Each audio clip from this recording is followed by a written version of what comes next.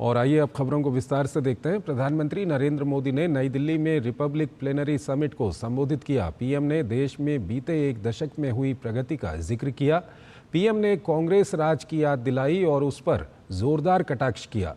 PM ने urban नक्सल के राजनीतिक गठजोड़ पर भी निशाना साधा।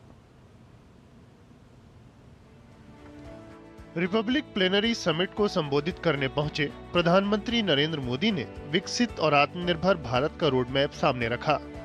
नई दिल्ली के भारत मंडपम में पीएम को सुनने के लिए खेल, कला और विभिन्न क्षेत्रों की गणमान्य हस्तियां जमा हुईं। पीएम ने बीते एक दशक में आए बदलाव और देश की नई आशा आकांक्षाओं को रेखांकित किया। पीएम ने कहा कि जिस भारत के बारे में कहा जाता था कि ये खुद भी डूबेगा और हमें भी ले डूबेगा, वो भारत आज दुनिया की ग्रोथ को ड्राइव कर रहा है। पीएम ने कहा कि 18 वर्ष पहले देश में एक वर्ष में जितनी आर्थिक गतिविधियां होती थीं, उतनी अब एक तिमाही में ही हो रही हैं। पीएम ने कांग्रेस राज की याद दिलाते हुए उस पर कटाक्ष किया। आज आप देखिए हालात और सोच कितनी तेजी से बदल रही है। अब लोग जानते हैं कि कौन काम कर सकता है, कौन नतीजे ला सकता है। और ये सामान्य नागरिक नहीं, आप सदन के भाषण सुनोगे तो विपक्ष भी यही भाषण करता है, मोदी जी ये क्यों नहीं कर रहे हो। इसका मतलब उनको लगता है कि यही करेगा। सौर ऊर्जा में देश के टॉप 5 देशों में आ जाने, खिलौना निर्यात 3 गुना बढ़ने और रक्षा उत्पाद में 20 गुना इजाफे का जिक्र करते हुए पीएम ने कहा कि बंदिशें टूट रही हैं और देश नई ऊंचाइयों को छू रहा है।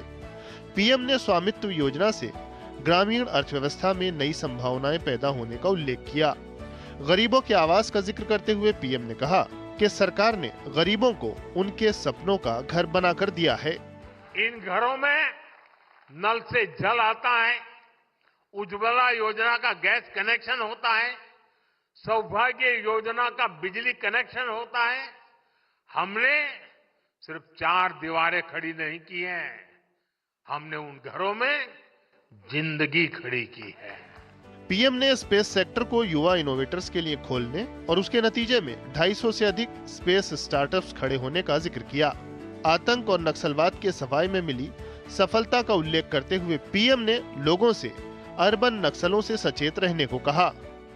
अर्बन नक्सलियों ने अपना जाल इतनी तेजी से फैलाया है कि जो राजनीतिक दल अर्बन नक्सल के विरोधी थे, जिनकी विचारधारा कभी गांधी जी से प्रेरित थी, जो भारत की जड़ों से जुड़ी थी, ऐसे राजनीतिक दलों में आज अर्बन नक्सल पैठ जमा चुके हैं। आज वहां अर्बन नक्सलियों की आवाज, उनकी ही भाषा सुनाई देती है। इसी से हम समझ सकते हैं कि इनकी जड़ें कितनी गहरी हैं।